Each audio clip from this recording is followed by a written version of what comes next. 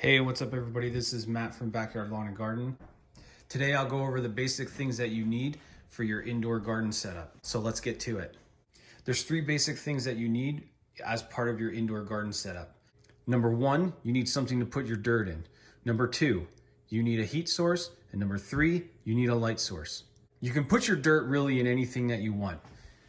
You can put it in a pot like this. This I got from Dollar Tree. They came in a 3-pack for $1. You can use trays like this, the 6-pack of seed trays.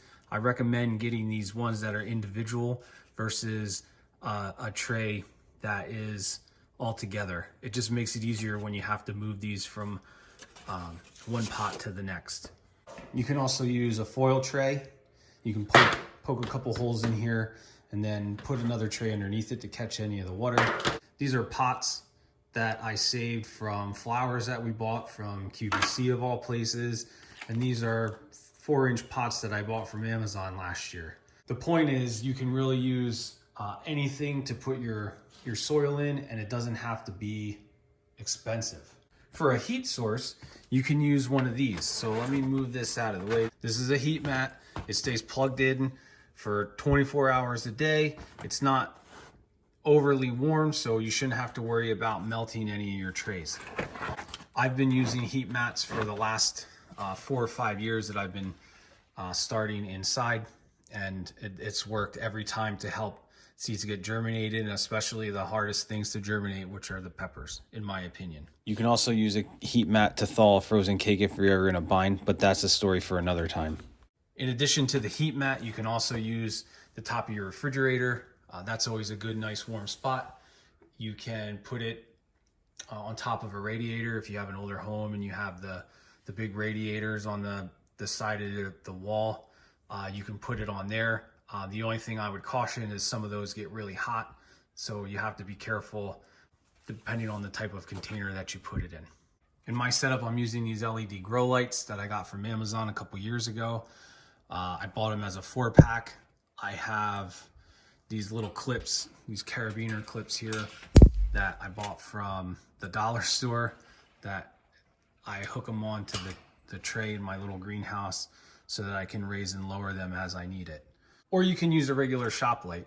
And the reason why I say a regular shop light is because if you don't intend to have your plants flower in your greenhouse because you're putting them outside, then you don't need a full spectrum light. Another option that you have is to put your seed tray in a sunny window.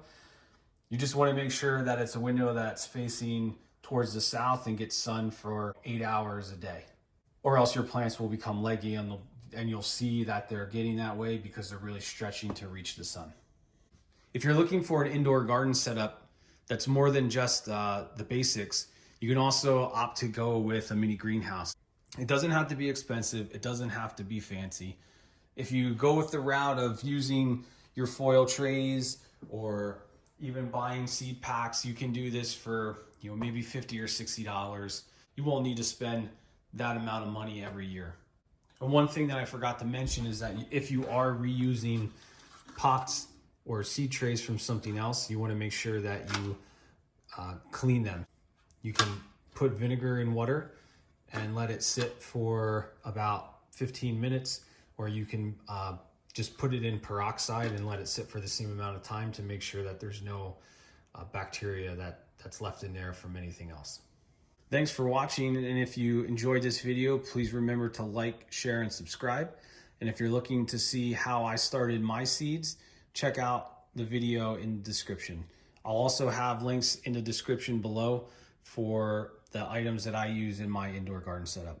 Thanks for watching. We'll see you in the next one.